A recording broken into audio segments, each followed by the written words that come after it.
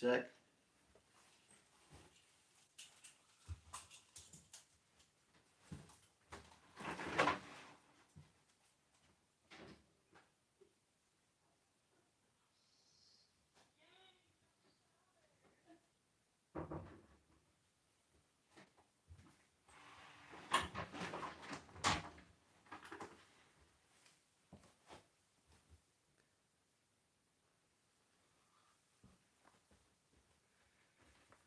Right then, how are you doing?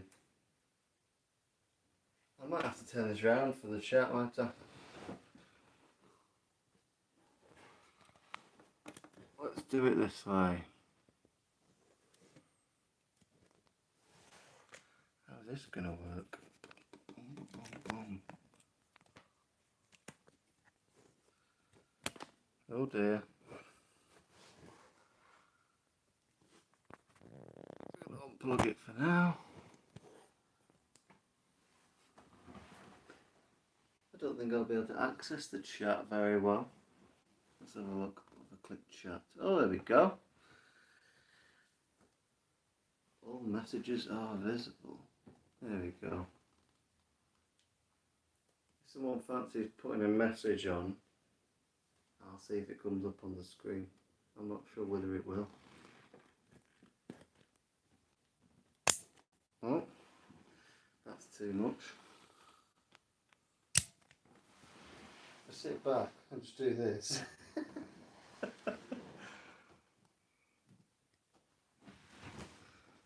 Oh, my head's chopped off.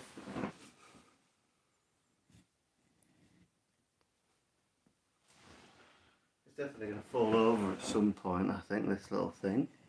Oh. Right, it should be live. I will use what battery I have left on my laptop.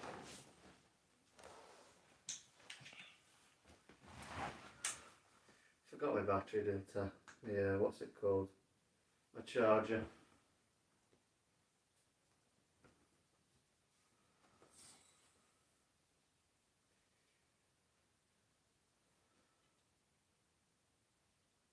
Right then.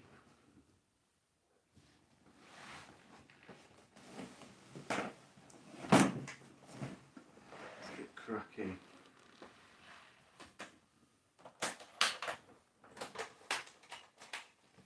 How's it going?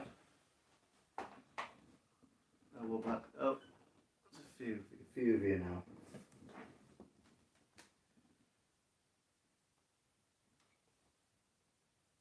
I've got a little bit of charge left on my laptop. I'm going to use it to see if it's working properly. If you're here, feel free to do a message.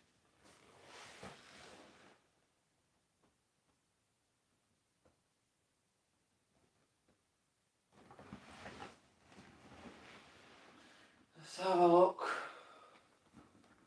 See what the crack is.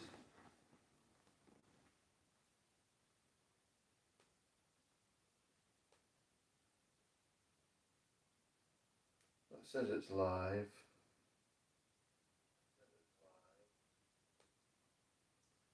We're good.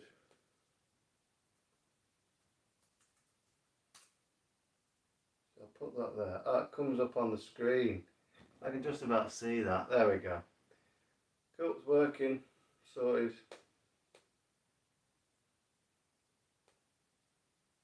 Right then. Quality is quite bad. I guess it. Not to worry. How is everyone? Feel free to pop a message on.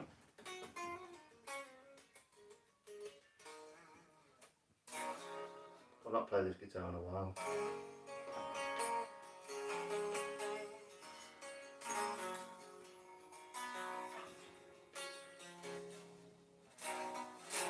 That was quiet.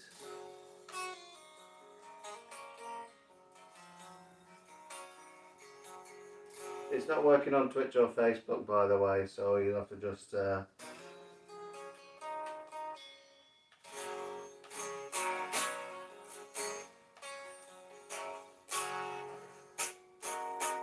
wonder whether you can use No, I'm not going to bother doing that now. It's not going to work.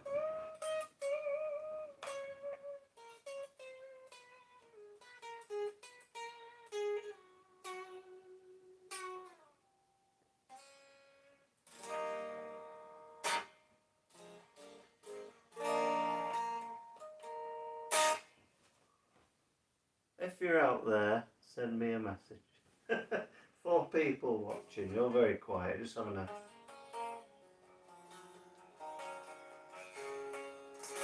People will get the gist, hopefully, if they've popped onto Twitch or they're expecting a Facebook Live. Most people come from YouTube though anyway, generally. So, oh my eyes. No messages so far. Feel free to send me a message on here. Say hello. How you doing? I'm just going through my guitars and talking about them really. That's really the extent of the plan, to be honest. What was I going to say? Yeah, so if you're expecting Twitch and things like that, it's not going to happen today because I'm a bit of a muppet. I've left my laptop charger at my teaching space, so I'm live streaming on my phone today. If you're here and you can hear everything fine, just pop a message on the chat, say yep, sound's working. Hey sound. Oh good. Hello, hello. Evening Adam, evening Eric, how are you doing? Well, it might not be evening for you. Oh good.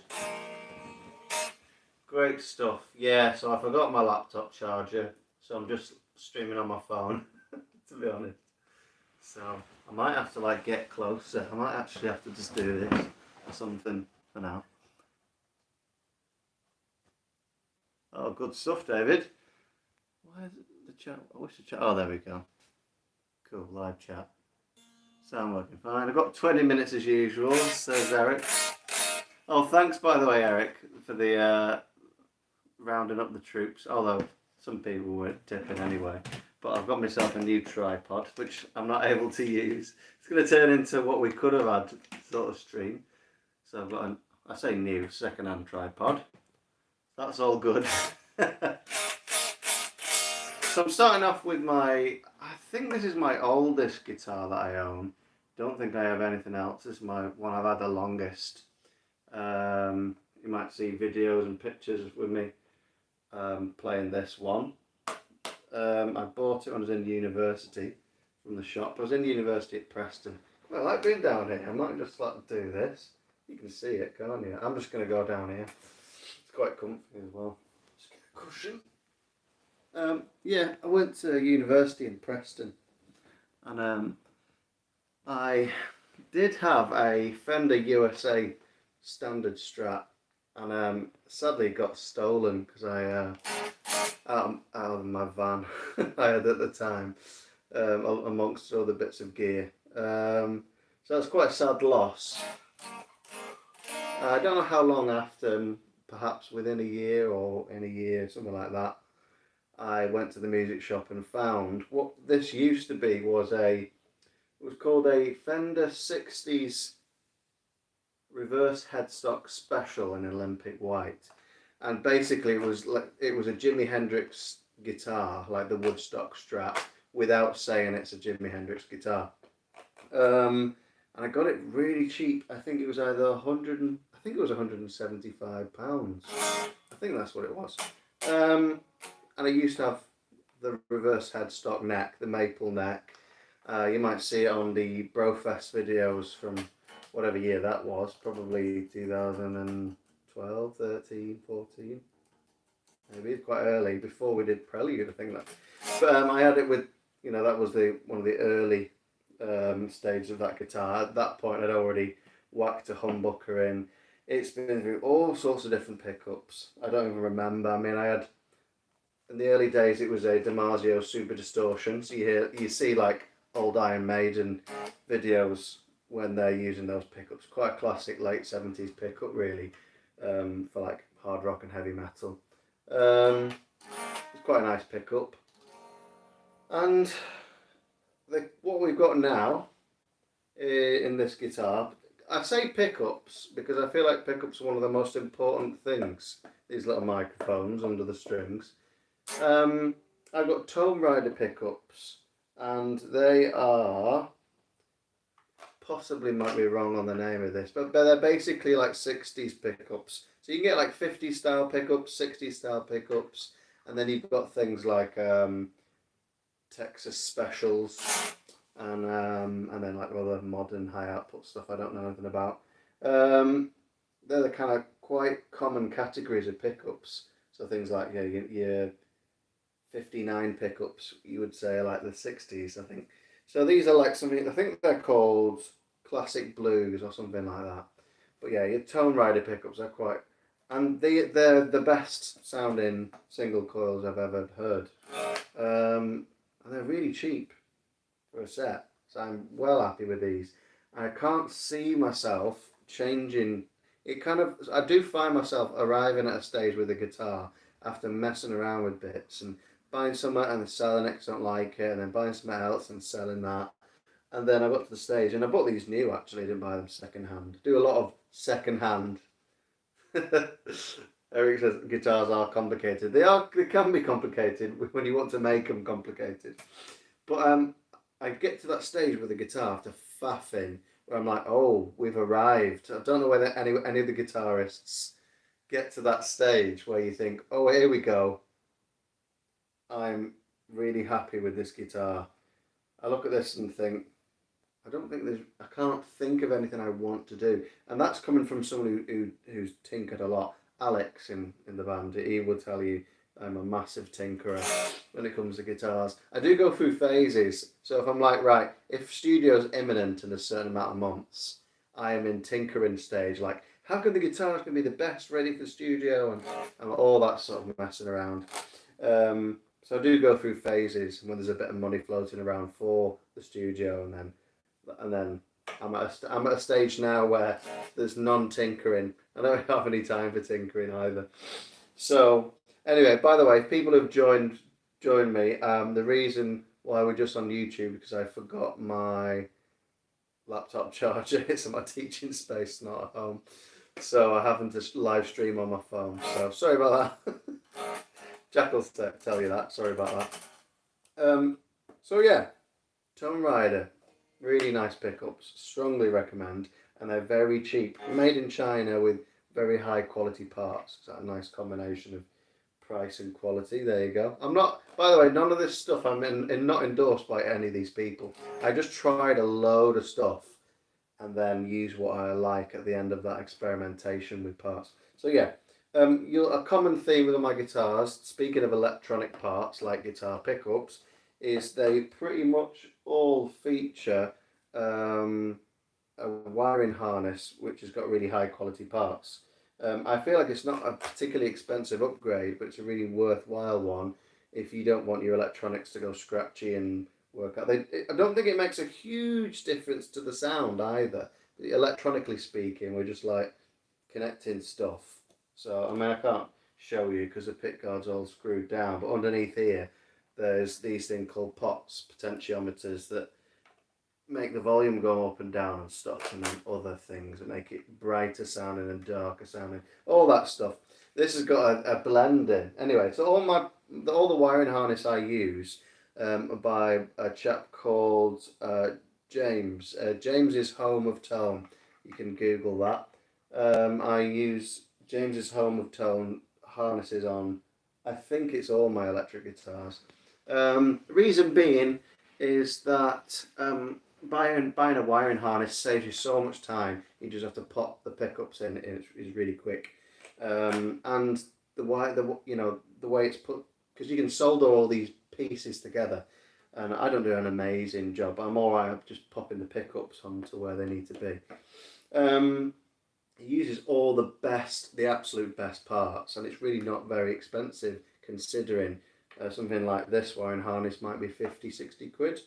And you consider all the pots are these things called CTS TVT. We're properly nerding out now. We're talking about potentiometers from the first guitar.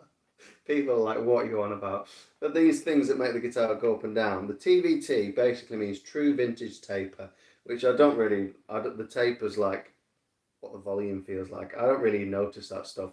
I'm more interested in what's called the tolerance, which is basically quality control. So TVT pots are really high tolerance. It's like minus or plus 10% either way. What that means is if you got a 500k pot, some of us have lost me at this point, but like it means that a 500k pot's brighter than a 250k pot. So these are all 250. If your tolerance is like what 30%, you've got like why is a pot so dark? And it's because you've not got a high tolerance pot. It's just quality control, isn't it? So it uses those TVT pots, really high tolerance. I'm interested in the stuff that actually matters. I don't know. I always find when I put these in, the guitar is quite nice and open and bright, and I think that's not to do with anything in the parts.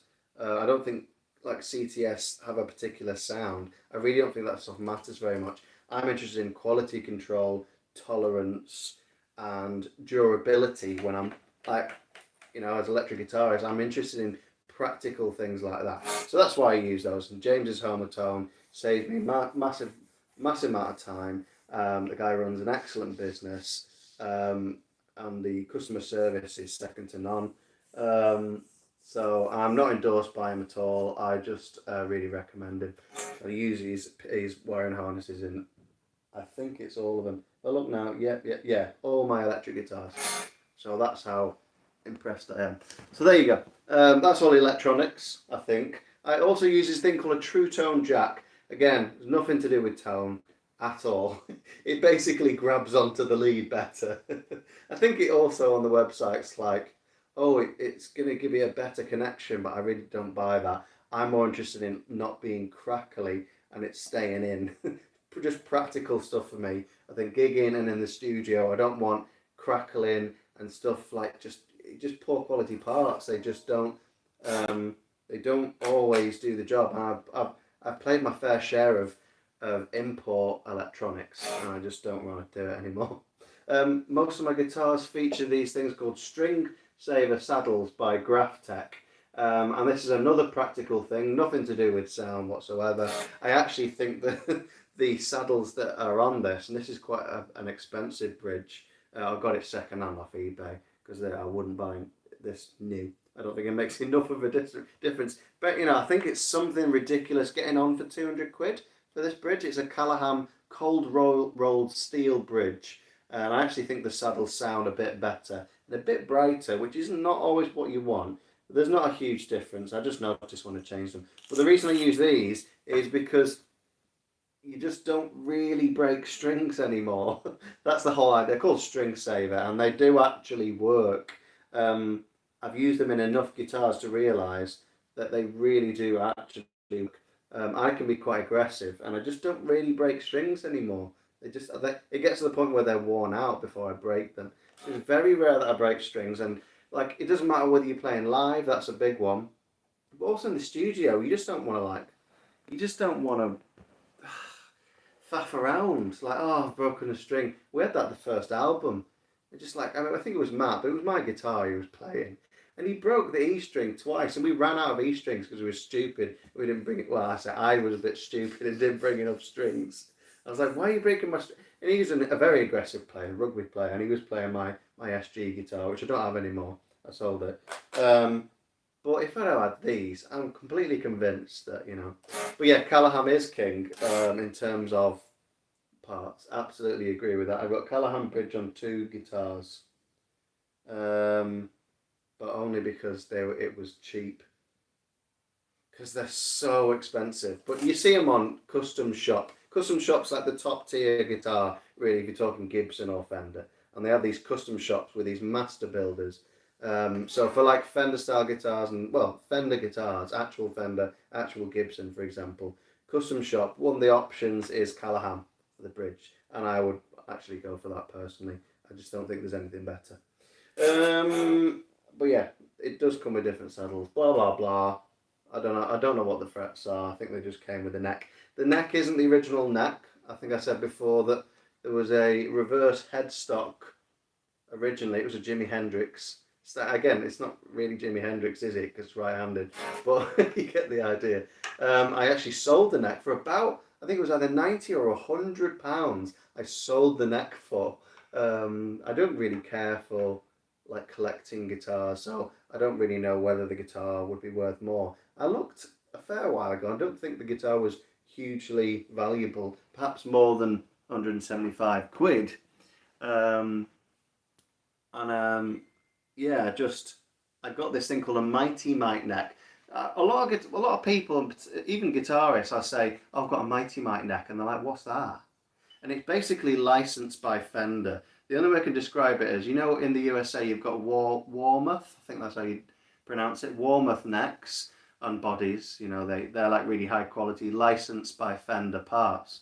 But this thing called Mighty Mite, which has been going since the 70s, I think, 70s or 80s, just a license by Fender neck, and it was a good price. I think it was like 60 quid for the neck, and I like the headstock purely for aesthetics. It does nothing for the guitar. The only reason they started doing the big headstock in the 70s was so the logo could be bigger. That's literally the reason. I don't really think it makes any difference to the sound. I just think it looks 70s. That's purely aesthetic. So that's why I went for that rather than the small headstock. And then these are... What are these? Oh, I actually don't know what these are. I'm pretty sure these would be something like, knowing me, it'll be like Grover, or I don't think they're Callahan, but there's nothing stamped on the back of these. These will be high quality parts. I wonder whether they're Grover or Schaller or no, I reckon they're Goto actually. Japanese, like I think these might be Goto, something like that. Yeah, just high spec tuners, and I go for the ones that have got the gear ratio the highest, so I can fine tune. I don't go ping, and I go a whole tone or something. And I just think it. I don't think it makes a huge difference. I think like there are more important things, but they tend to not be very expensive. So like replacing the machine heads, tuners, call them in America you call them tuners, and changing the machine heads. Sometimes really it doesn't feel like it's very expensive. So you get a cheap guitar, which this kind of is. So this is technically a Mexican Fender body with a Mighty Mite licensed by Fender neck. All in all, what was it, 175, sold it for, let's say, 175 plus 60 quid. It's whatever's worth a guitar. So I kind of felt like, oh, I can put high end this, Callahan, the highest end, and put all these bits on, and you know. So someone said they put all Callahan bits on. Pricey but worth it. Every Fender I get, put the stock bridge in neck in the trash and get a Callahan part straight away. Yeah, well, absolutely. I mean, there isn't anything better in my opinion. And I've tried a lot of parts. I would say Goto are up there in bits, but like everyone likes 50s. Like, why are the 50s Gibson guitars really good? There's a few reasons all connected together, and one of them is it's like solid steel bridge, and I was like, oh, it has to be aluminium, it has to be this, and then they talk about brass is another material, solid steel, solid brass, great traditional materials for bridges, Fender and Gibson guitars, right? And just oh hello, I have returned. Yeah, we're talking about guitar bridge material, and I'm on a little bit of a, I don't know what I'm on a rant, but basically, you know, traditionally, particularly talking 50s guitars, which are like holy grail for a lot of vintage instruments, we're talking solid steel and brass bridges. And everyone's like, oh, it needs to be aluminium or whatever, zinc, die-cast zinc, and all that nonsense. But oh, we've already talked about potentiometers, Luke. We talked about the tolerance of the potentiometers. I'm on the first guitar. I should probably move on. It's just like too much. Although the numbers are going higher, so oh, I don't know. Anyway, what was I even talking about? I just I've outdone myself here. Oh yeah, and it's not on Twitch, sorry, because I left my laptop charger. I left my laptop charger at my teaching space because I'm a muppet. Anything else about this guitar? No, I don't think so, really. Mighty Mite neck. I think they're Goto, quite high end tuners, high ratio. James's Home of Tone, wiring harness, Tone Rider pickups, excellent. Callahan bridge with Graph-Tech saddles. That's about it for these guitars. And then one of those Grolsch tops. And then whatever that is, Planet Waves? What? Waves? I don't really know what it is. It looks like it. Looks like a Planet Waves strap. In a nice, whatever that is. Lovely, that's the best bit. I was about to say something sexist then. I'm glad I didn't. Right, so... Right, so... What am I doing in my life? Right. Should always stop yourself when you're about to say... Yeah, I would be. Should always stop yourself when you're about to say something sexist. I don't always. That's the problem. Right, we're going in... I'm going to go in order. I'm going in order of the... I started with the oldest guitar. Right. Second oldest guitar. So that one cost me... I don't know what we worked out. What's 75 plus 60? I can't do that. 135, something like that. I'm not even going to do the maths. This is the most money I've spent on a guitar. And this is the second oldest guitar. You've perhaps seen it in videos and whatever. And this is my acoustic guitar. And this is the beginnings of me buying vintage brand guitar. This is a UK guitar company. And they design all their stuff in the UK. Well, I say all their stuff, from my knowledge, it's kind of designed in the UK. And it's all manufactured, all made in China guitars. So you got, roughly speaking, you've got we call them like Chinese import, made in China guitars. You've got made in USA, which tend to be the really top tier, and vintage instruments as well. There isn't a huge, there's like a market for made in UK guitars, but they're not really up there in terms of main. Like you've got made in USA, made in China, too big. And then you've got things like made in Japan. That's kind of like a fairly important one because their quality control is really high, but they can be often found for cheaper prices than made in USA. Anyway, this is a made in China guitar I've got. So that's made in Mexico, the Fender body, Mexican Strat. And the Mighty Mite neck is actually made in the UK. There we go. So the neck was made in the UK, Mighty Mite, and yeah, the body's Mexican. This is, so I've got Chinese made, Chinese made, Chinese made after that. So, and these are all vintage brand guitars. So this is my acoustic. That sounds really badly out of tune. And these strings are really old actually. I feel these aren't the strings I usually use.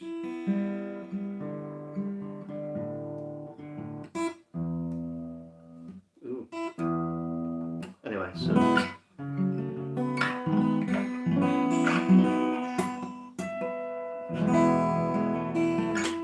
yeah, lovely guitar. I mean, it's got like a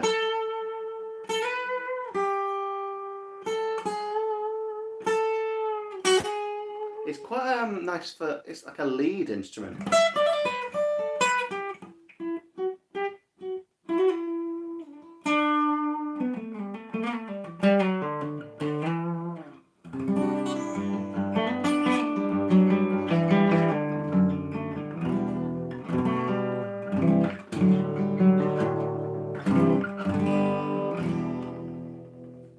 Anyway, what do I say about this? This is all stock, I think.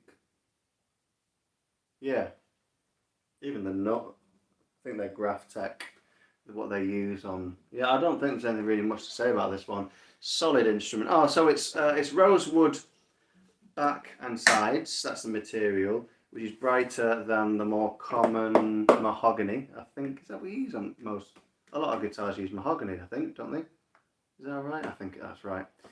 Well, I know solid body, like Les Pauls and stuff. I don't know as much about acoustic guitars. But yeah, this is rosewood, makes it a bit brighter, and actually makes it just, all the frequencies just a bit more, and it's louder. The top, I don't actually know what the top is, to be honest.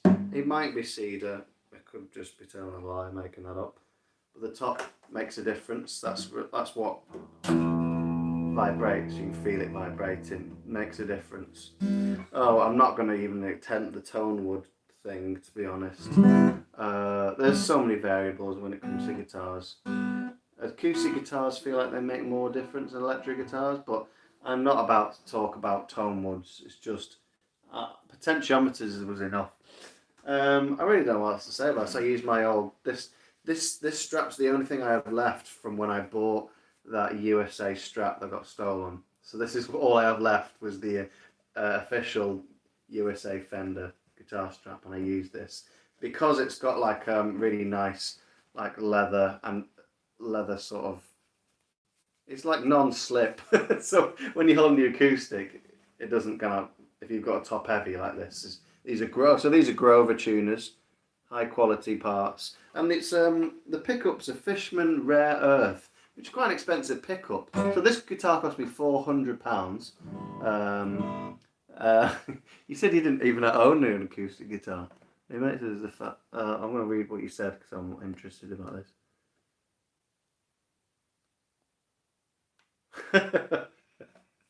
Right, so I said something sexist. Your mate said something else. Not really. I'm not going to be that sensitive about it. £2,500 Ibanez with a £10 strap lock strap. Don't own an acoustic. Yeah, I mean I play folky stuff, so it's almost essential. I don't really feel like I was saying to my guitar tech the other day. I was chatting to him, and I was like, I just don't feel like you need loads of acoustic guitars. It's like, yeah, I've got 3. I was like, I only feel like you need 1. I was like, maybe if you gig heavily with acoustic, you need 2 because you break a string, you just want to like grab the other one. But the guy like has a decent guitar collection, and like he must acquire stuff. Anyway, oh, so by the way, this is so what is this? This is a vintage Gordon Giltrap signature. That's what the GG is. I don't really listen to Gordon Giltrap at all. I just got this because it's a good instrument. That's it. To be honest, it's great, particularly when I use Elixir strings on all my guitars. It sounds really nice with them. Yeah, nothing else to really say about that, and we've got some guitars to get through, so I'm gonna massively geek out on some of the. I'm really like you were saying. Oh, I don't have an acoustic guitar. I'm with you, like.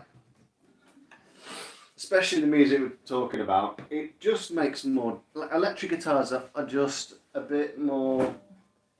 Like, I don't want to say varied. They bring really different things to the table. Like in terms of like a guitar mix.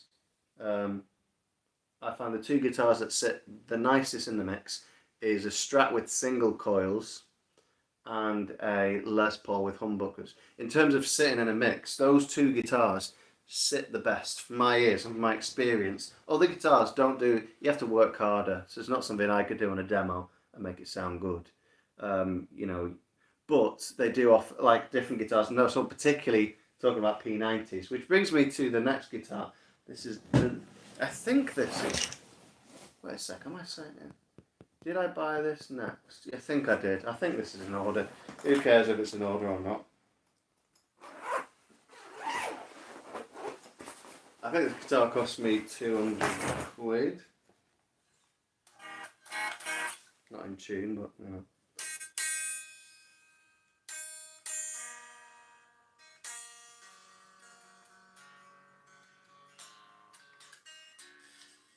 That was in. I had it in drop D, for the Sabbath stuff. You did not just do my boys from Ibanez like that. What did I say? I don't know what I said. What did I say was disrespectful to Ibanez? I don't mind Ibanez at all. They've got a big array of guitars actually. Where's me pick? This is the thing. All my other guitars feature pick holders. This one doesn't, and I'm like, where are all the picks? It's not enough. I usually have a pick in my pocket anyway. This is what is this? Another. So this is the next vintage guitar. They're kind of a little bit frowned upon. I don't really care, to be honest, whether it's frowned upon or not. Um, they kind of, because a lot of made in Japan. You didn't say that Ibanez are the best. I don't think Ibanez are the best, no.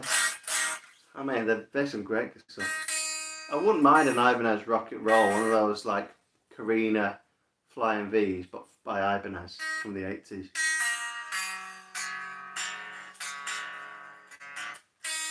So what's this? This is a Les Paul Junior double cut, which basically means, you know, because the Les Paul, which I'll show you next, probably, yeah. Oh no, I won't show you next. It's not the next one.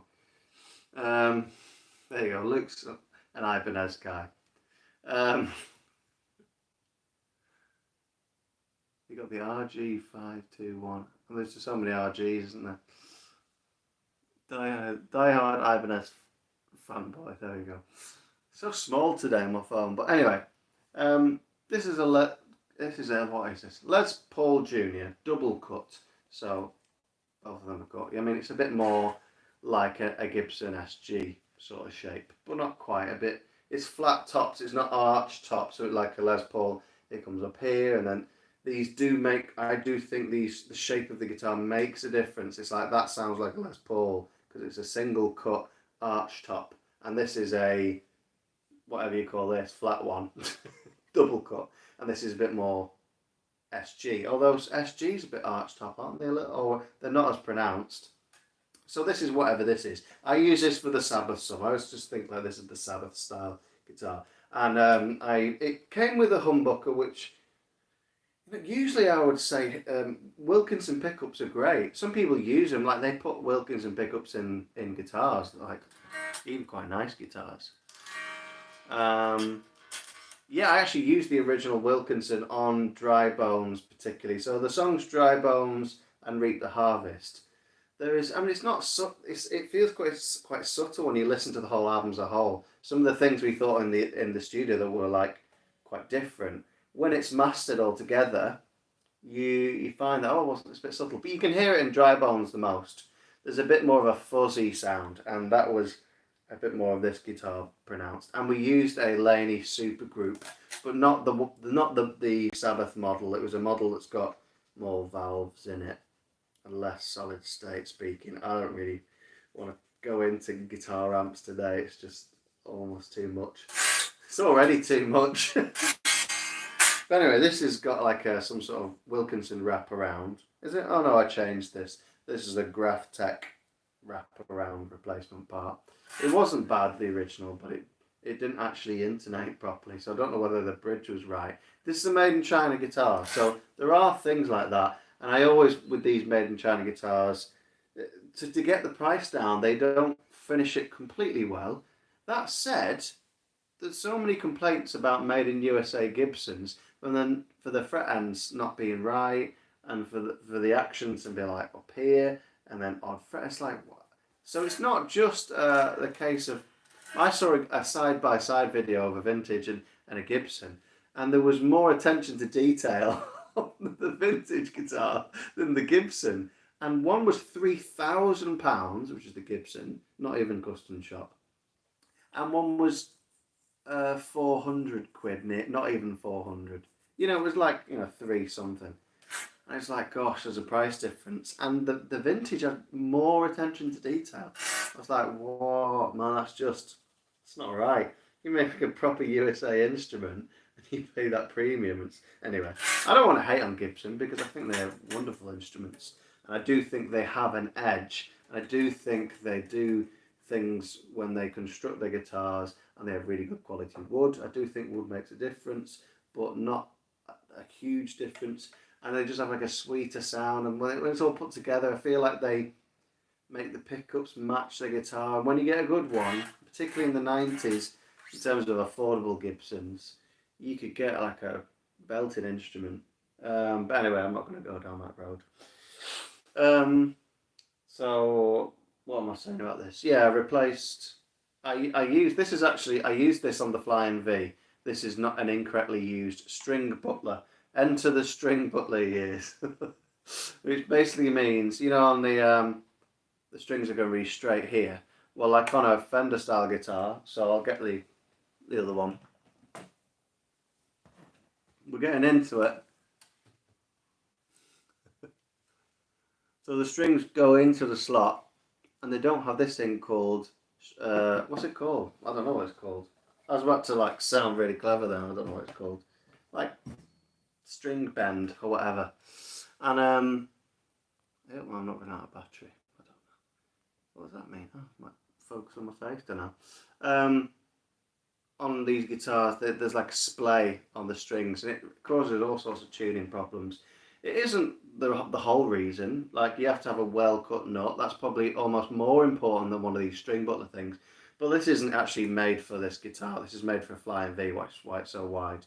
But I managed to make it work just about for this instrument. I didn't want to buy another one because these string butler things, they're quite expensive for what they are. They do make a difference, and I think they're kind of worth it. But I was a bit like, it's not a main guitar. I don't want to spend like, what's it, 35 quid or so? Maybe more. It was like 37, 38, something like that. A lot of money for this piece of thing that helps your guitar stay in tune. But it's one of the most important things I value about instruments is them staying in tune. I'm always about the practical and to do all sorts of stuff. I do think these string saver saddles help it stay in tune.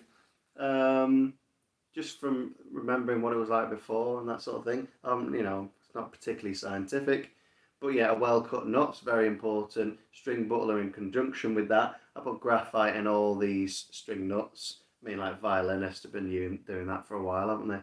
And I also do this locking string method. I don't really know how to describe what I'm doing there. Have I done it on this guitar or not? No, I actually haven't done it on this guitar. I think the guitar tech strung this up. So that means we've got a Dario string, which are not my favourite strings. It's quite a direct sounding guitar. In some ways, a bit like a Strat.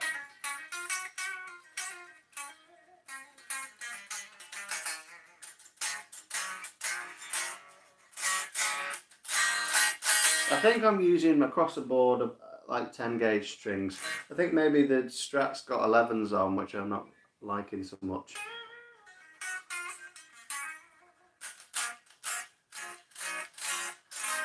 You might have heard this guitar on other live streams. I don't know what to say about it. Oh, I changed the pickup for an Oil City, I don't know what it's called, Blue 90, something like that.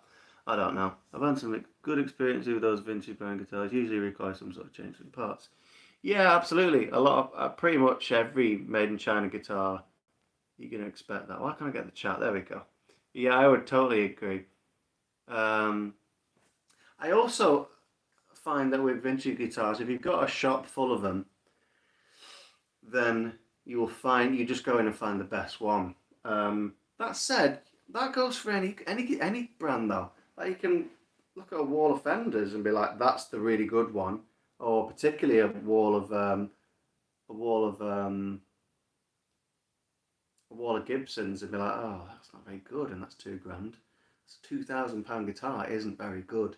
They're just like baffling, really. And then you're like, whoa, this one sings. And then with the vintage guitars, I found my favourite. This guitar is definitely one of the weakest, if not the weakest, playing instrument. It's not bad at all.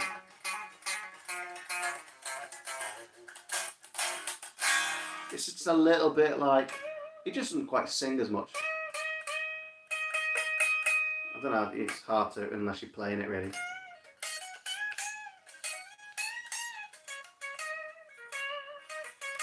There's something just a little bit not quite singing out about it. But when you've got like high gain stuff, particularly high gain, no, not like the sort of stuff we do, but like proper high gain, I don't think it actually makes a huge difference what guitar you're playing anymore. When high gain speaking, like you just want playability then, because the amp's taken over. It's just the opposite of acoustic guitars. But this is the guitar to use the P90. That's just really the Sabbath sounds. It's just a tool to get this pickup sounds different I maintain, I said at the beginning, I think guitar pickups make the biggest difference. It's the electronic aspect, it's the opposite of acoustic guitars. They make the biggest difference. So I've got a single coil guitar, Strat single coils. I've got P90, and next I'll talk about Tele single coils, and then we'll go on to humbuckers. I don't know what other upgrades, but yeah, I got a luthier to sort it out. Oh yeah, James's Home of Tone wiring, that did open the sound up. I remember like having it. I didn't do anything. I didn't play it. Popped this in, played it. I was like with the same pickup and everything. So I didn't change it at the same time. I was like, oh, that's better. But then it was a ceramic pickup, and just didn't really. It was quite bright. It was like, that's a bit too much. Pop this in, just perfect. Oil City. I don't even know what it's called. It's the one that's like, I think it's Alnico 2 magnets, and it's like bluesy and mid range, and it's exactly what this guitar needed. And it's plugged in, sounds fantastic. I love it. Doesn't play as nice as the other ones, but it's £200 guitar, and it's a tool, and it does the job, and I'm really happy with what it does for the price. Doesn't sing quite as much as the Strat or the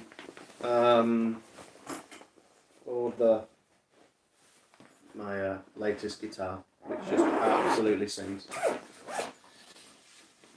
What have we got next?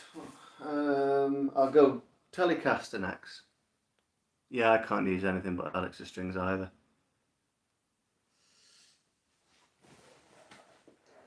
Well, I say I can't. There's a couple of, like my acoustic and that one are Dario strings. I don't really know enough about other strings. They're probably up there, Adarios. I wouldn't mind the AXLs, like some sort of covering. I used to play Alexa Nano Web for a long time. I now use Alexa OptiWeb, and I'm so happy they brought it out because they feel a little bit more like uncoated strings. They're just spot on, crisp sounding, basically. That's the best adjective I can come up with. Crisp sounding. Oh, this one's out of tune. This one's, I think, has got Alexas, but this guitar's got size 11s, and it really shouldn't have size 11s on it. Yeah, is it XTs? Yeah, so much better than the regulars, I think. But still not Alexa territory. Alexa are expensive strings, by the way. But I just don't want to be changing strings all the time. I don't have time for that. And then you're in the studio, you want your guitar to be consistent sounding. Alexas are amazing for that. And, you know, it's just when you're not doing lows and stuff and you can afford to just change your strings all the time. They just, and they do internet for a long time. They're just amazing. So these have got Alexas on. Immediately got that nice bright attack.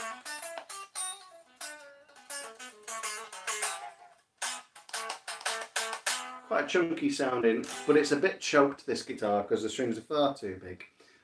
So what have we got? This is a Squire, and this is more another guitar snobbery. You know, like vintage guitars and Squire guitars are quite maligned, and like people have this snobbish attitude towards another. I say people, guitarists, so not people.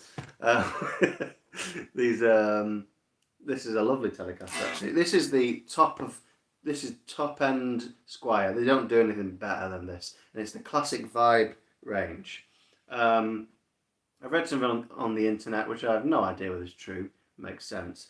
Is that they make these to quite a high quality control, similar to like made in Japan guitars.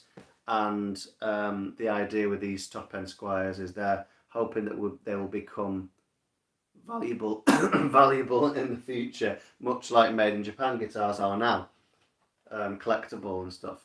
Who knows? I mean, this when these get discontinued, like this guitar, it's a 2010. They're already selling for more money than you buy the newer version. So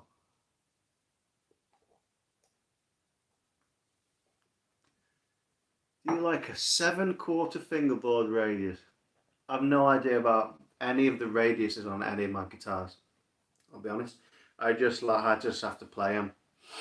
I don't know. I know like I know quite a lot of stuff. When it comes to like neck profile. I know a lot of my guitars are modern C or C, something like that. I don't really know. I don't know anything about radius or scale length or numbers. I'm just terrible in numbers in general. I sometimes forget how old I am, so I'm not going to remember the radius. Unfortunately, it's just not that way inclined for some reason. But I seem to be like that way inclined on every other aspect. Everything about the guitar is practical. It's like, does it sing? Like before, I upgrade parts quite a lot of the time. Not as much on some guitars, like the acoustic is stock. But hi Christine, you're right. Um, yeah, I do upgrade stuff, but I play in the shop, and think I don't want to just think what the guitar could be. Does it already sing? Does it already play? Does it already stay in tune? And then kind of make it even better. And so I go off that. So Gibson's a 12-inch, current Strats in 9.5, old Fenders are 9.25. No idea. I don't know what the Mighty Might could be vintage spec. The neck, couldn't tell you. It might even be like the wrong shape for the Mexican. Who knows? The guitar sings nicely. That was almost a happy accident because I didn't know what I was doing. I just bought a neck and popped it on a Mexican body. Who knows whether it was... I think I did. I don't know whether I shimmed the neck heel a bit. But it's really nice and tight now. The other way Malmsteen says that's a good idea. I think apparently you use these screws to like pull it together. It like pulls. I don't know whether that makes a difference. I feel like it does. When I was experimenting, when I tightened the screws, I felt like the guitar felt more something. Who knows whether that's confirmation bias or not?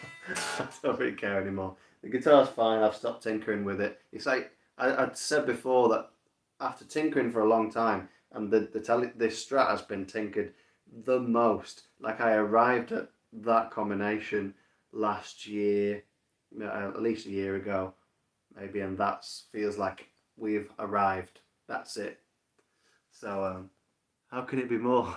Oh yeah, we've been through this. Anyway, let's talk about the Telecasters. I've got it. So it's a classic vibe guitar. These pickups are, they don't say what they are. These are actually Tone Rider pickups without them saying that they're Tone Rider pickups.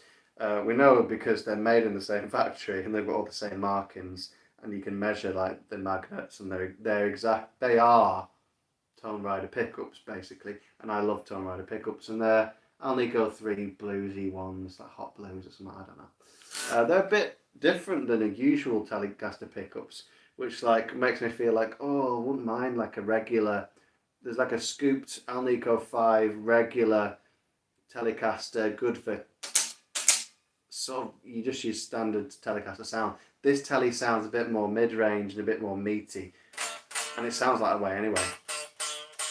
It's quite like, it's more mid-range than most Telecasters. I actually think Teles are fairly balanced, although the pickups make it a little bit more scooped, and scooped is like mid-range gone and the brights are there and the low end's still there. Yeah, made in Japan Squire. I don't think they make. Maybe they did. I don't know. I couldn't tell you. Oh, I've lost this thing again. I need to get another one of these. I think I actually fully lost it. It's a bit annoying. I think like most Telecasters I've seen are missing this. I bought these. I don't even know. I think these are off amps. These knobs, because I went for solid shaft and realised I don't like the knurled metal knobs very much. I like the UFO, and I wish I'd gone for the. I'm not going to get into it. I'm talking about pots again. This thing holds your picks. Everything's stock from string saver saddles, and they're compensated for extra intonation. If you know that what that means, then you're a guitarist. If you don't, then you're not. Yeah, Tone Rider pickups came with it. Oh, and it's just a James's Home of Tone harness. Oh, and actually I bought a plate that's got a slanted... there we go, I'll hold it like this way. So can you see this is a bit slanted? So it's so much easier, particularly when you have the knob and you haven't lost it. It's so much easier, because the thing with tellies, they just feel a bit like everything's in the wrong place. And I reversed, this is the volume and this is the tone. It's usually the other way around. So I just basically made it a bit more like a Strat, because I like the feel of Strats. Played them longest, and it's just easier to pop down. So I'm really happy with all this business. Again, just all practical. Just feels. This is a guitar I use like for church stuff, church music. It does all. It's the guitar I really love for clean sounds. It really does that really well. The Strat does that as well, but it just sounds like a Strat. Like sometimes you want this. Very wishbone ashy. And it's just good for like, don't know, whatever that is. The only part of the guitar I show now is the strings. Well, you've got strings, body, frets, and bridge. There you go. These are in America you call these tuners, which makes a lot of sense. Like a lot of American terms, they just they make more sense. But these are machine heads. Yeah, Squire guitar, classic vibe in whatever. I think it's called vintage blonde or something like that. Built-in guitar.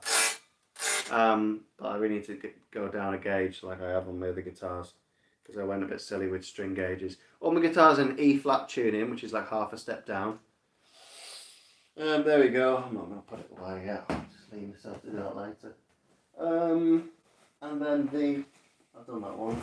The next guitar is the latest. This is the newest instrument. And this is where I'm at a point where this covers the classic rock thing, hard rock thing so well in terms of live and in the studio. It just, Les Paul, right? So Les Paul, you've all seen a Les Paul guitar, I'm guessing, even if you're not a guitarist. Les Paul, you know, that's the shape. But they don't always look like this with the, but it's called a single cut guitar. They're not normally this shape because vintage, like, would get a lawsuit if they made it exactly like a Gibson. So, yep, this is another vintage. This was a lemon drop. This has been quite customised actually.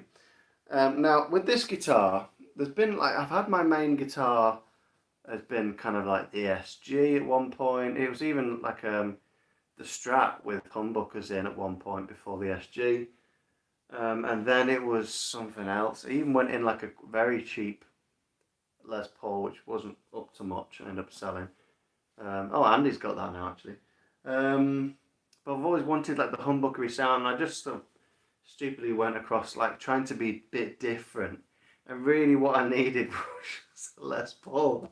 Just a bog standard humbucker Les Paul. It's the main, and it sits in a mix, but it also sits in a band live mix. So there's no real difference in studio and live. We always talk about the difference, like this is my studio guitar and this is my live instrument. This does both, and it's just so good.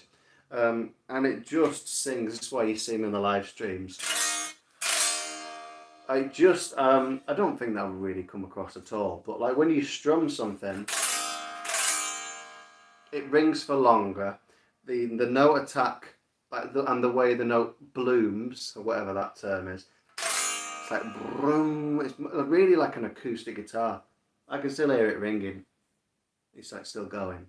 Like Les Pauls are kind of quite common for that sustain. I don't think it's not just about like note length.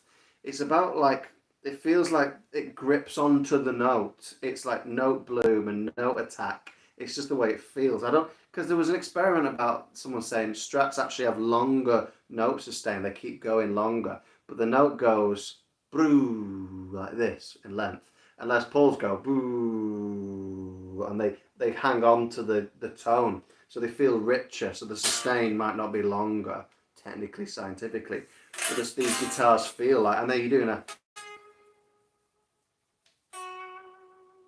they just like hold on to it. And so for any rock lead guitar, and this is the thing, you don't need to be like whacking your amp right up to get this artificial sustain. You can play relatively like not high gain, and you can play this guitar, and you can know that your notes are gonna ring out because it rings out acoustically. So it's that. All the gain, no mids. Terrible sound. This guitar is very addictive. So this was a vintage brand lemon drop. This like Peter Green, Gary Moore bought this classic guitar off Peter Green. It's a lemon drop guitar. That's like the finish. It was orange. I don't know if you can see any of the orange poking through. Not really. You can sort of see it poking through. Can you see that? I don't know. Where is it? I've lost it now. No, not really. It was orange anyway. Orangey lemon drop. And it was one of those distress guitars, which I really don't really get on with. But it was, I bought it not, it's got all this stuff, like, it's very unrealistic. Whatever they were doing in that Chinese factory, I don't know, it just looks quite silly. I'm not really bothered. Like the fact that it's white is so that it fits in with the aesthetic live and all that stuff. I actually probably prefer the original finish, but we end up with this white guitar thing and we had to like go for it. And my guitar tech, and it's actually nitro, so there's two different types of guitar finish, generally speaking.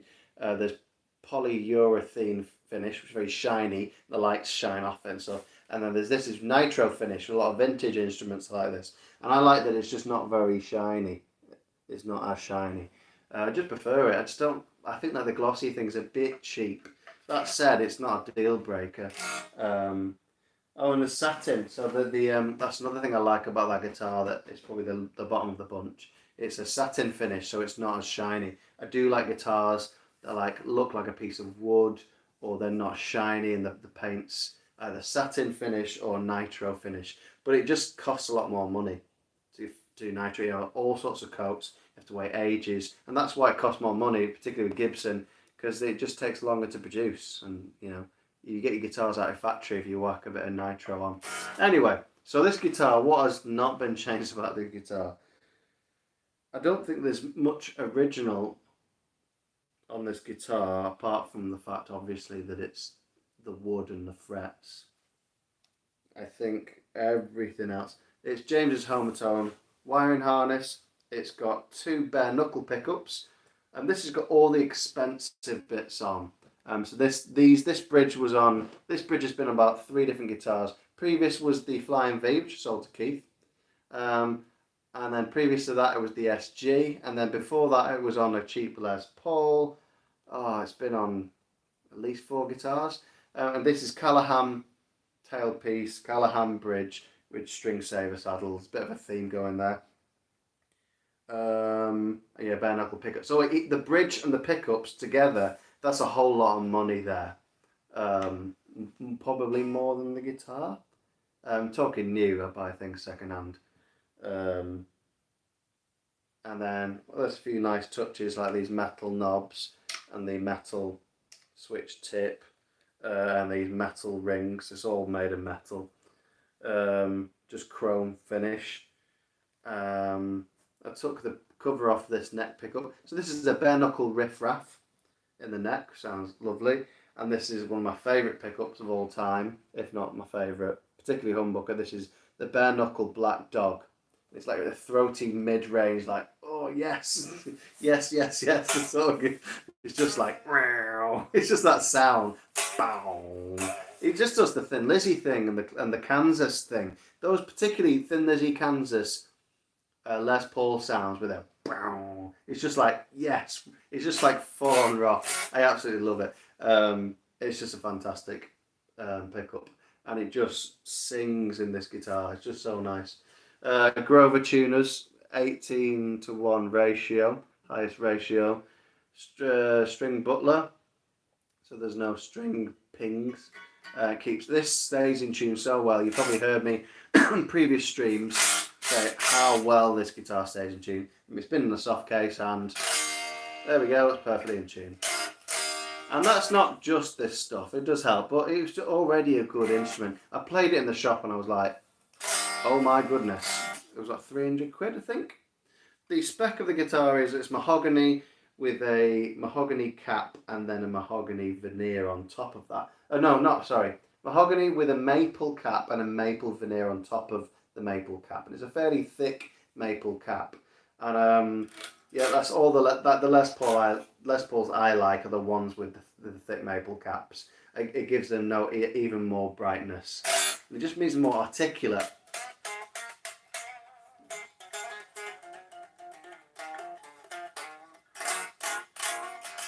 Oh yes, I didn't actually mention that about the Strat. So I did, particularly with single coil instruments. I feel like it makes a big difference. I these vintage guitars, I think, all come with the black anti-noise, anti-interference paint. They already come with it, so it's all sorted. I don't. I found out from experimentation that you shouldn't shield the pickup cavities, but you should shield the electronics cavities. That's been my experience, and from a lot of research as well. I mean, like proper forum digging, and that's been what I've done. So I what I did in my I put foil all over my Strat, and I was like, what has happened? It just went like the top end just went like it's not a massive amount, but it was noticeable. I was like, what has happened? And I was googling all this stuff, and then I just one comment was like, please don't do this to your pickup on single coil Strats. Don't shield this bit. And so I took that section out, and I was like, oh, we're back. So yeah, shield your cavities for unwanted noise. Good idea. Just don't put the pickup cavities, just do the electronics cavity, if that makes sense. Cavity is the big gap in it, yeah? But I do that as well. Put copper in the cavity. Not sure it's better than the paint. I think the consensus is that the copper is better than the paint. So I've got the copper in that, but these already come with it. And the thing is, it's a humbucker. So it's just really like I've got good quality wiring that's not scratchy and anything like that. So that's some of the noise is there. And these are silent. But yeah, the black paint does work a little bit. But it's already a humbucker, right? So you've got your 60 cycle hums gone. So single coil pickups get this 60 cycle feedback and interference and stuff. But that Strat, it's really quiet anyway. And it's even more quiet after I put the copper foil in the electronics cavity. So there you go. Yeah, didn't you picked me up on the copper foil. This is the level we're at. Anyone who doesn't know much about guitars must think like we're talking a different language. Oh, and I absolutely love this guitar. So what have I changed? Talked about the Grovers, string butler. Same nut actually. I put graphite in, Elixir OptiWeb strings. Yep. Callahan bridge. Yeah, I talked all about that, didn't I? One thing I do with these are tunematic bridges. So you got a tailpiece and then this, and it's just that you can change your intonation of individual saddles. One thing I do is wrap around. Joe Bonamassa does this. A few notable guitarists do this. This extends the length of the string. It makes it basically feel more slinky. I don't think it makes a huge difference to the tone of the guitar. It does mean you can clamp it down. I'm not convinced that, again, makes a huge amount of difference, but it stops any rattles. So again, practically speaking, I'm really all about the practical things. But I also put a spacer. It makes it slightly longer, but that's not what I'm interested in. It's just so we don't get the string, this harsh angle. You know where the strings go windy towards the end. I don't want that bit to be the bit that's closest, that's got the harsh angle. So I put a spacer in so that the strings bend at a normal part of the string. If that makes, I don't know whether I've explained that very well. But yeah, I put little spacers in when I do wraparounds. So it's even longer than a normal wraparound. I don't know whether you could put it even further. I don't know. Extend it. I mean, it's like string through or something, isn't it? Like the Telecasters string through the body. The Strats, just whatever that is. But yeah, and it means that I use 10s on this now. I used to use 11s, and it was fine with 11s. But now it's got a bit more mid-range with the 10s, which I really like. So, and stays in tune amazingly well. And I've got used to these 10s now. At first I was like, oh, these ones felt not right. And it's I'm in E-flat tuning with the wraparound, and it's just so nice to. You can really go for it. Slinky feeling is what we call it. What else about this guitar? Don't think there's much. Oh yeah, I did a little sneaky thing where you so I changed the wiring to I've changed the wiring. So I had a custom harness by James the Homerton, which he doesn't usually do, but he did for me. He's like, it's quite a simple thing, so I can get that for you. It's just master volume and master tone. So it's a bit like Telecaster or something, or the Les Paul Junior, and then three-way switch, like neck, both pickups, and bridge. And then, because usually in a Les Paul you toggles here, and I really don't like that because I was originally a Strat player, so I like my controls to be here. So I like to be doing stuff like that. All that business. So that's kind of a similar position to the 67 Flying V's or something. Anyway, so I covered this up with a nice little cross. And then I've got a pick holder, a secret pick holder. I'm really proud of this. I hacked it apart. But there you go. So, all kind of like generally quite practical things. I'm not kind of like, I used to be a lot more like tone chasing, like how can I improve the sustain of the instrument or the harmonic content or whatever. And now I'm kind of like, well, if I'm on stage or if I'm in the studio, what do I want out of this instrument as a tool? And so it's like I want tuning stability, I don't want string breakage, I don't want crackly guitar pots. Just want it to just be a solid tool to do the job. And I'll only buy an instrument if it sings, so it's already been put together nicely. And I do go for certain specs and stuff, but I'm using my ears. I mean, the last time I bought a guitar, I was looking for something else and ended up with this because I used my ears, and I was like, oh, this is the one. So yeah, there you go. What else? Any questions about guitars? I've got a little bonus as well for today. I don't know what time it is. What is it? What time is it? Oh, it's 9:15. There we go. We're all right for time, aren't we? I brought my little. I've got a little paddle board that is one of my most recent things. So we're still on the subject of guitars. Are we interested in guitar pedals? Anyone out there interested in guitar pedals? I can go through this little pedal board I put together. This is what in the pedal board community, if there is one, massive nerds. In the pedal board community, this is called a worship board, right? This is great. Yeah, pedals. Dan's interested in pedals, so we can do it for Dan. So there you go. Love this guitar. Absolutely love it. I love all my guitars, really. The bottom of the bunch is that Junior, but it's like, it just serves the P90 purpose. So yeah, as I said before, just quickly, so I've got a Strat for single coils, and Strat single coils sound different to Tele single coils. They're actually differently constructed, and one's a double cut and one's a single cut. So I have two double cut and two single cut guitars, I think. So Tele and Les Paul are the single cut guitars, and the Strat and the double cut Junior are the double cut guitars. I think I said that right, whatever. And the body construction makes a difference to the sound. And so Strat single coils, Tele single coils, the double cut is SG sounds basically, P90, and then two humbuckers. And that covers what I want to cover in terms of classic rock. It's like I want a great Strat, a great Tele, something with P90s, Les Paul. That's kind of what I've arrived at. And that covers everything I want to do with Witch Hazel. And all helps are all white as well. But yeah, that's just like luck and like half looking for white guitars at the same time. Well, the acoustic, and then just a good acoustic that covers. And so like you'll have heard the possibly different incarnations of. I don't think no one's actually heard the Strat yet because it's been tinkered with so long.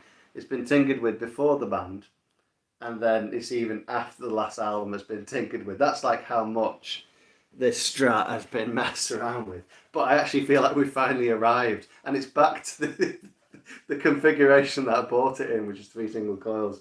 Yeah, that's what I was going to say. Like, what have you heard? You've heard these pickups, but you haven't heard this guitar. So you've heard these pickups in the Flying V on the latest album, 3 Pentecost. You've heard no one's heard the Telecaster yet on any recordings. and no one's heard the Les Paul Junior with the latest pickup. You heard it, the Wilkinson ceramic pickup on Dry Bones and Reap the Harvest. So yeah, next album you'll probably be hearing all these. You'll be hearing Telecaster for cleans, Strat for a few different things, cleans too, and then maybe some nice kind of it does the whole rainbow deep purple thing. Richie Blackmore's what I'm saying. It does the Richie Blackmore thing so well, being 60s pickups. Oh, you've heard the good old acoustic, because that's not changed at all. It's just the same guitar. I haven't done anything to it. You'll have heard the bass. That's fairly stock, apart from strings. But I haven't got the bass, and he's got the bass. So yeah, so you'll be hearing the Les Paul and all that sort of thing. Oh, not bass. Anyway, let's get this worship board out. I'm so scatty. Right, anyway. What do I want? Right. This mighty board. I hope it's all stuck together. So I've got where am I up to? There's one pedal missing. Always one more pedal. I've got it on order. It's just, we all know the situation at the moment. I want to buy local for my music shop. I'm willing to wait. This is what I've been using for now. This is a reverb pedal.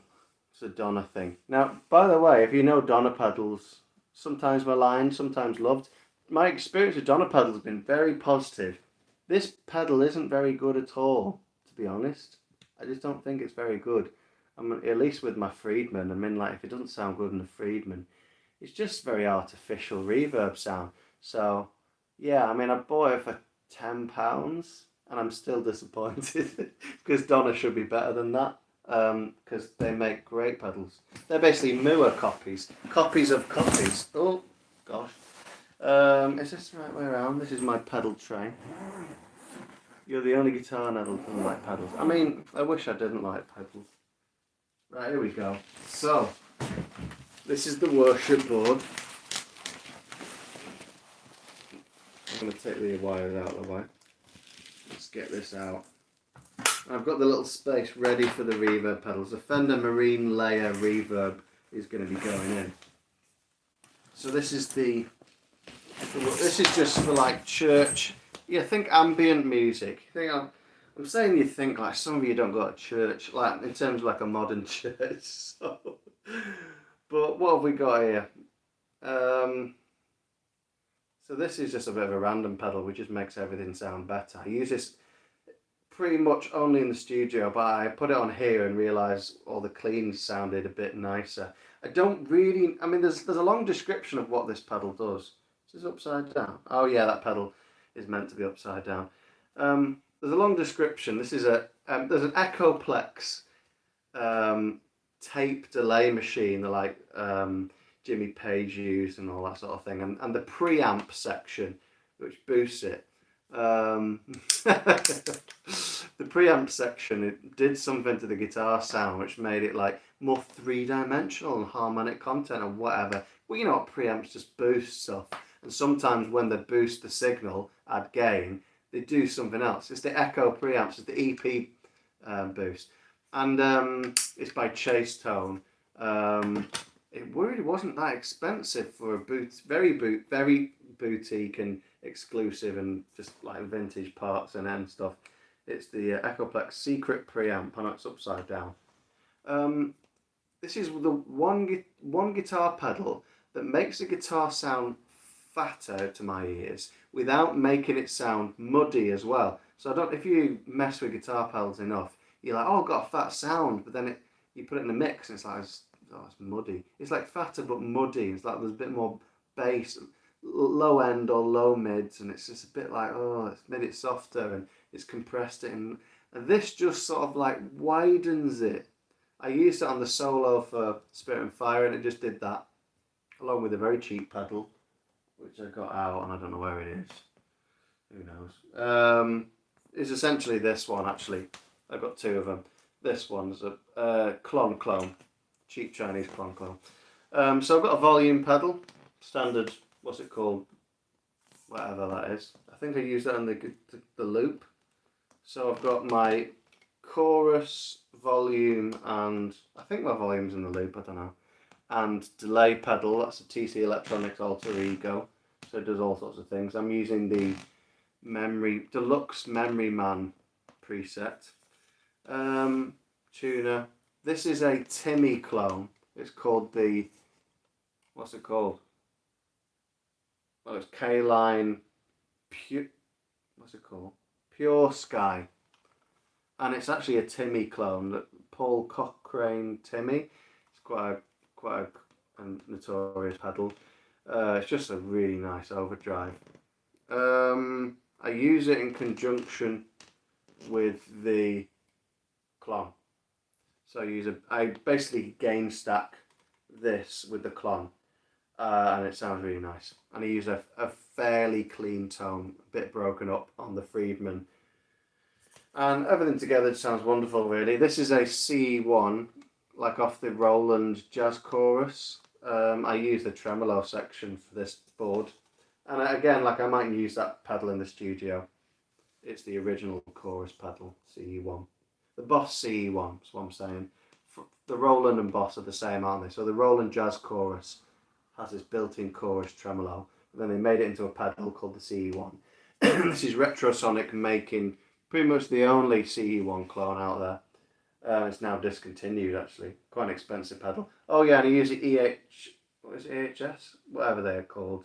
Electro Harmonics Freeze, which is sort of like, you can play a note and it goes doo. I might like do a video. I think it'd be fairly interesting. I quite like messing with this board. It's wonderful. And then the reverb should be there. I've been using this, but I just want to get rid of this, to be honest. I've been using this, but it's a big reverb pedal with 2 reverbs that you can use. Will be going to that place. I'm using my birthday vouchers to buy that. And then it's done.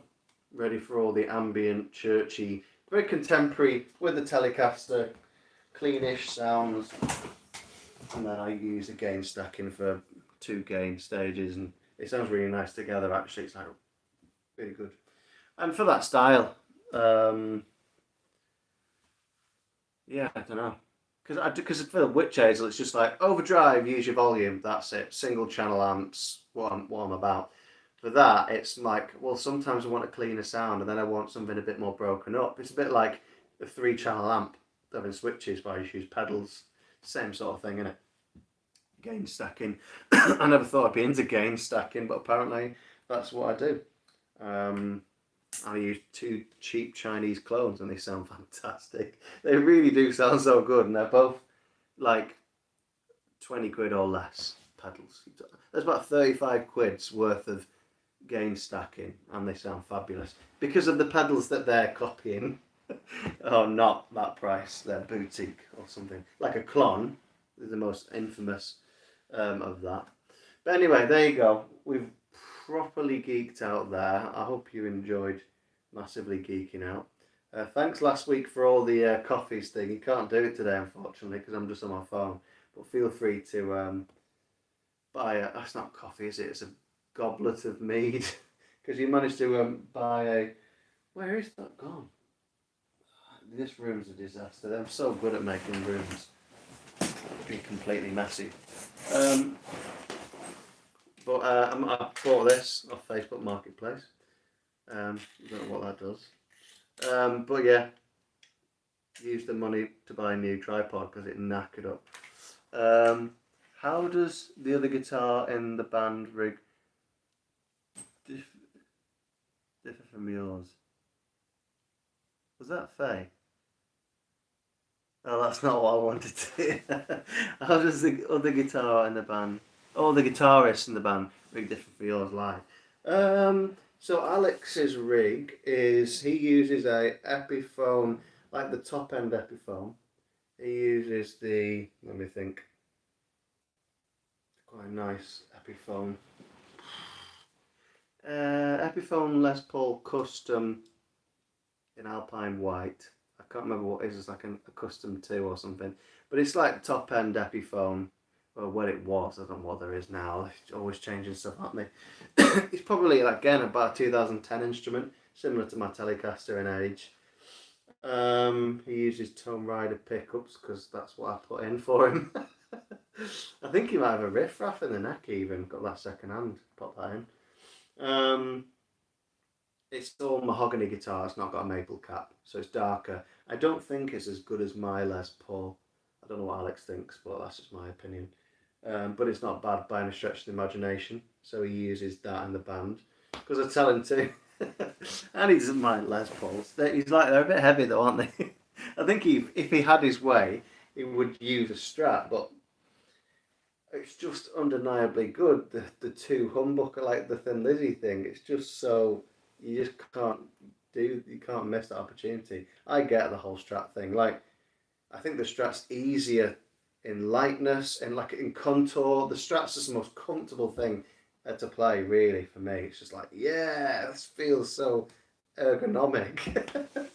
But anyway, yeah. And then he uses. I think he uses a blues driver sometimes for a bit of gain, depending on what amp he's using. I use a tube screamer. That's where I've arrived. If I need, again, it's like if it's needed. Ideally not. Ideally, the amp should be doing that. We're not massive overdrive guys. Um, and then he uses my organ pedal, which is a EHX B9, and he uses the C9. So like bass can achieve organ emulations, and he can achieve organ emulations by popping that pedal on. So he uses that pedal. We use the same tuner, Korg pitch black tuner. What else is on? And we all have a. I don't know where my board is, to be honest. I think it might be in my teaching space, along with that. Yeah, full on. You should have heard us before, Faye. We're talking about potentiometers and tolerance, and just and bridge material like brass and cold rolled steel, and just. Anyway, what was I talking about? I've completely forgot. Oh, Alex's board. We had a question about Alex's board trying to answer. And so we both used the treble booster. Originally, the Dallas Rangemaster treble booster was an always-on pedal for those dark British amplifiers. Boosted the range as when you went up the scale, it added more gain and more treble. And it's saying treble mids didn't add more treble. Actually, it was high mids. It's the Brian May like re sounds. It sounds fantastic. We use it not for that original function. We use it as a boost pedal because the only way you can boost in a mix is not adding more gain or anything. It's EQ. That's the only way you're going to cut in a mix, in my opinion, is just adding an EQ. Some people use like a wah, they cock it to the certain place to get that frequency. We use treble boosters.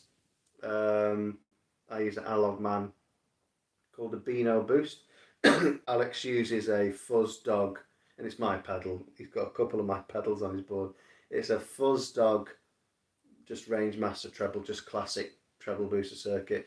Ed Turner wired that up for us because he had one. I was like, I want one of them, and it's like 40 quid, and it's very good because I've tried about 6 different treble boosters and sold them all, and I kept the Fuzz Dog and the Beano Boost. The only thing that's got better than the Fuzz Dog, like 3 quid DIY no brand pedal, has been Analog Man. Is a USA boutique pedal maker, and it just sounds a bit better. And it should do for the price. I don't know how much it was, to be honest. I think it's like getting on for 100 quid, that pedal. But it's like my most used pedal. So it's kind of like, and treble boosters are our thing in the studio, so it was like, that's totally worth it. There's certain pedals that are not worth it. What else has Alex got? What else does he use? He doesn't really use much else. He's got his Blues Driver, which is a great pedal. I don't think it's very different to the Timmy, to be honest, in terms of like it's a full range boost. So like I'm all about the mid range a lot of the time. The Tube Screamer is very mid range focused, very well, fairly mid range. The Klon pedal's quite mid range focused, but Blues Driver is a bit more. EQ is kind of where it's at with a lot of stuff. Same with overdrives. I use a Phase 90 and a flanger pedal. Both MXR. I don't think Alex has anything like that. I don't know whether he does. He used to use the Line 6 M5, which has as a stomp box modeler, and he'd use that sometimes. But we don't. I don't think it's just. I kind of build the board for the gig. What else does Alex have? He's not online. Oh dear. Sorry about the yawn. I don't know whether he. I don't know. No, he's obviously not online. But if you are, Alex, pipe up with anything else you use. I don't think you use anything else. We're really kind of fairly small board for Witch Hazel because we use the amp for gain. Like reverb and delay just don't suit well with single channel amps. They just don't really work. My alter ego's not too bad, but I haven't got any songs with delay in, so it's not on the board. So I only have the board for the set list. So, um, yeah, I can talk about pedals, guitars forever. Um, so yeah, we use the treble booster for guitar solos, so we can cut through the mix and then go. It's like we make ourselves a bit loud. We perceptively louder with that EQ poking through. It's like a bit louder for solo, back to normal everywhere, fairly mid range still. It's like yeah, tuner. I mean, I'd happily get away with three pedals, for any gig, Witch Hazel wise, which would be obviously guitar tuner, the most important pedal of all time. The range master would be my next most important, and then a phase 90 because it's just that sound. That's your like whatever that sound is, like oscillating frequency. You know, you'll have heard of phase 90 sound. It's not like I don't really use wah very much, but that's kind of quite classic pedal. Oh yeah, Alex uses a wah. There you go. I think he uses my wah. He's got three of my pedals on his board. Basically, Alex's board is what I've told him to do. Alex does what he's told. That's kind of the band, really. Everyone does what they're told. That's the agreement as well. I just kind of maintain this like I'm like the overlord of the band. Not like we don't talk. It's a discussion, and then I make a final decision. Yeah, Alex got three of my pedals on the board at least, and he's got a few of his own. What else does he use? I don't think he really. This is the thing. It's like if it's not, we don't have any pedals that are needed for any of the songs. There's no point in them being on the board, so they're not. So that's about it. I'll have to check next band practice. I'll take a picture for you if you want. Take a picture of mine. We did have a video a while back, and we had different boards then. And Alex had his pedals like on a like the multi what are they called, like those power strips where you put. He had like it mounted on the board with like cable ties, and the pedals were plugged in to these individual. You know, I have a power supply underneath, and it's all like relatively neat looking. And I looked at his board, like, what is that? It's just terrible. Anyway, he sorted himself out. He's got a power supply, a good one. So yeah, there you go. I think that's really about it. You remember me saying I don't like announcements about announcements, but I'm a bit too excited about this one, so I'm going to give you an announcement. Tons of information today. I've just overloaded you with just guitar nonsense. I know far too much about guitars. That's like over the years I've spent probably far too long researching. I mean, I can imagine like I could have got a degree in something worthwhile. The amount of time I've spent like nerding out. I don't really do it anymore. I've got to the stage where I'm happy with that level of knowledge. I'm happy with my instruments, and that's it. That's what I've kind of like. There you go. What I was going to say. Anyway, I've got an exciting announcement. I remember I said I don't like announcements about announcements, but I'm going to do that anyway because I don't really care. I'll put it soon. But basically, the fan club is ready to go, and I just need to click. Boom. So it's very exciting. Everything's lined up. I'm quite happy that yeah, I don't think you've not missed much, Faye. It's I nearly said something sexist at the beginning of the stream as well. I stopped myself. I'm very glad. It was something about the guitar strap, and I was about to say something about it, and I just stopped myself. Um, so yeah, you didn't miss much. Although you would have missed much if I had said it. Anyway, excited announcement is the announcement about the announcement, which will be an announcement this week, which is the fan club is ready to go. Yeah, rude. It would have been if I'd have said it. So the fan club is ready to go. It's all set up.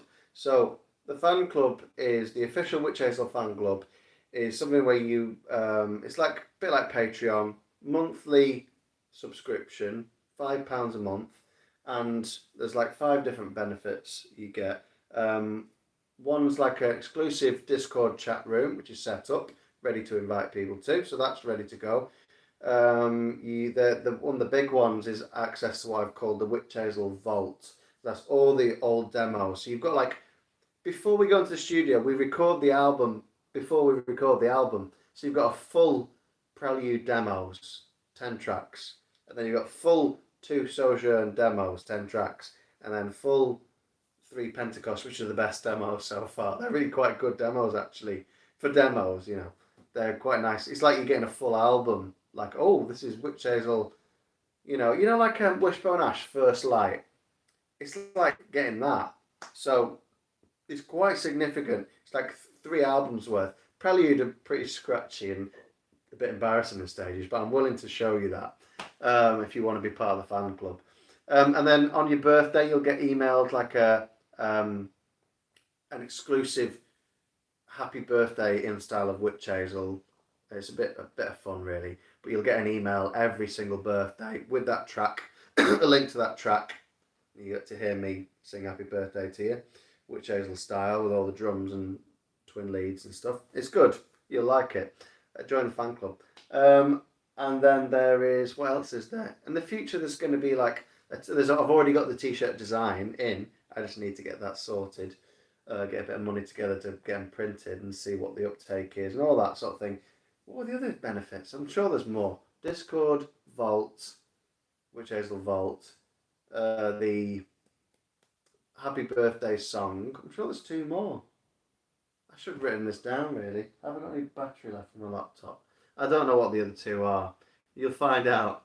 There's a limited number of spaces, 777 spaces, so get in there quick. I don't think you have to get in there quick. Yeah, it's going to be good. We've got a full. You saw if you were here last time that there's a full nice logo and everything, and a banner. It's all really cool. Thanks to Branca Studio for that. Branca Studio have basically done it for free for me, but as long as they could be part of the fan club for free, that was their payment.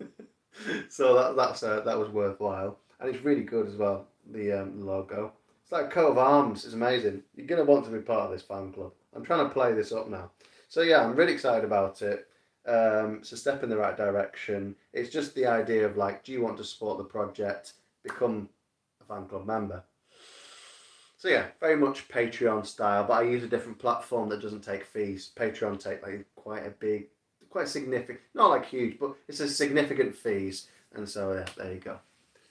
So Geek Week is the best week. So we've had a geeky week, and the fan club's set up. Now I'm not going to be here next week because my plan is to track more vocals. I really need to crack on with these vocals. I am doing it regularly, but I'm just I need another. Basically, I'm trying to get a big chunk of vocals done before September. So I'm not here next week. Sorry about that, but I'm just needed just another day. I'll be there the week after, and then I might do something like a playthrough or. I'm thinking playthroughs. I've not done it for a while. Either playthroughs or perhaps maybe songwriting, depending what I've got set up. So that's all quite. I'm quite excited about that. I quite like the playthroughs and stuff like that. That's about it. So you'll see if you're on social media. Please follow us on social media. Facebook.com/witchhazel. If you're on Facebook. What are you all into? Facebook, Instagram. Instagram's the same. Instagram.com/witchhazel or @witchhazel if you want to search the, what's it called? The anchor, the tag, whatever. Please, if you're on YouTube watching us now, please subscribe. Click the notification bell for all the live streams. Like our videos, comment on the videos. It all helps. It really helps in quite a real way. I will be building the channel as we get more subscribers. It's gone fairly well, really, considering I'm not plowed a huge amount of time into the channel. So, and yeah, the fan club is supporting the YouTube channel. So you want to support it as a channel for more live streams, and I'll be doing more videos. You know, it's all kind of all encompassing Witch Hazel content, channel, social media stuff. Please consider doing that. Follow us on Bandcamp, follow us on Spotify. Just go do it now. It all helps. And it all just means it's more, going to hear the latest stuff. Even Spotify's got a little news feedy bit. So everything's got a news feed, hasn't it? We're even on Twitter. Whatever you like the best, go follow us on it.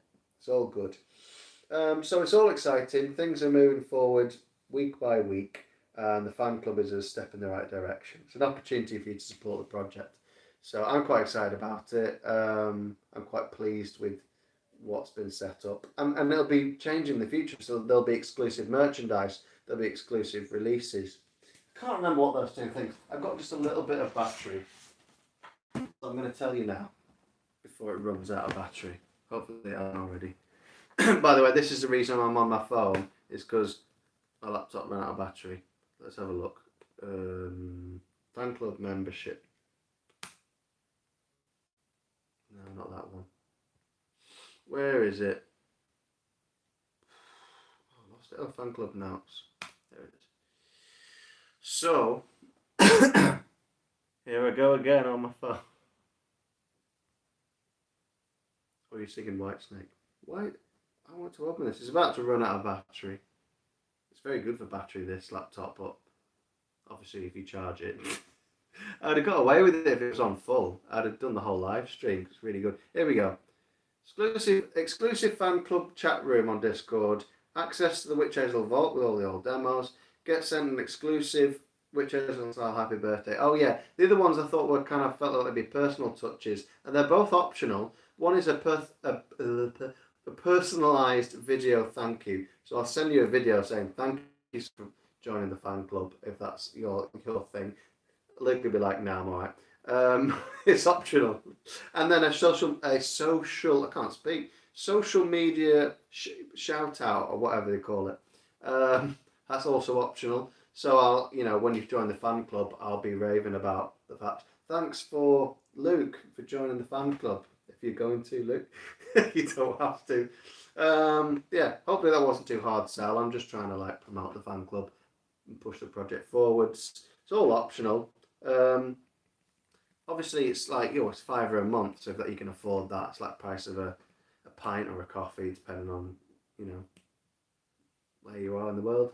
£5 British pounds, whatever that is in dollars, $7 or something. But yeah, obviously not everyone can afford that, or you can maybe afford it for a little amount of time, whatever. You can do one-offs, send a goblet of mead virtually. And the link for that is coffee.com, that's ko-fi.com/witchhazel. You can kind of just search coffee spelled with a K and Witch Hazel, it'll probably come up. But if it's, if money's not an issue, please do all the stuff I said before, which is like and subscribe, click the notification bell, Facebook, Instagram, blah, blah, blah, blah, blah. That's all free. Go do it now. That's all good. So thanks for watching. Thanks for supporting everything so far. And thanks for so much. I'm setting up this fan club knowing that I've already got these monthly subscribers, and it's fantastic that people are subscribing and sending stuff across to support, sending money across to support the project without receiving anything in return other than a thank you. So massive thanks for those people that are like, I'm just going to support it anyway. So there you go, Witch Hazel Fan Club. Quite excited about it. And it's going to be announced this week. I think tomorrow will be a good day, social media wise. Got to play the game, haven't you? Anyway, thanks very much. I'm going to go now because I need to go to bed. All right. Thanks very much, everyone. It's been a good one. I've really enjoyed the sound of my own voice, chatting about guitars. Thanks a lot, David, for coming. Thanks a lot, Luke, and everyone else. Faye at the end. Charlene, Dan, for your good questions, Dan. Thanks for you all. I'll see you in 2 weeks, quite possibly for a guitar run through. I'm kind of up for that. Probably good for me to practice, ready for band practice and our future gigs. There you go. No more gigs. Nothing else to report really. That's about it. Other than the fan club, and that's exciting. So there you go. Thank you very much. I'll see you in 2 weeks, if not on the Facebook group for now. That's like the free chat room for now, unless the Discord will be the exclusive thing. So Facebook is our little chat place for now. So it's Witch Hazel fans on Facebook. You can just type in facebook.com/groups/Witch Hazel and you come up with the Witch Hazel fans, and we can chat and do stuff in the week. So I'll see you on there, if not in 2 weeks. Thanks very much. See you in a bit.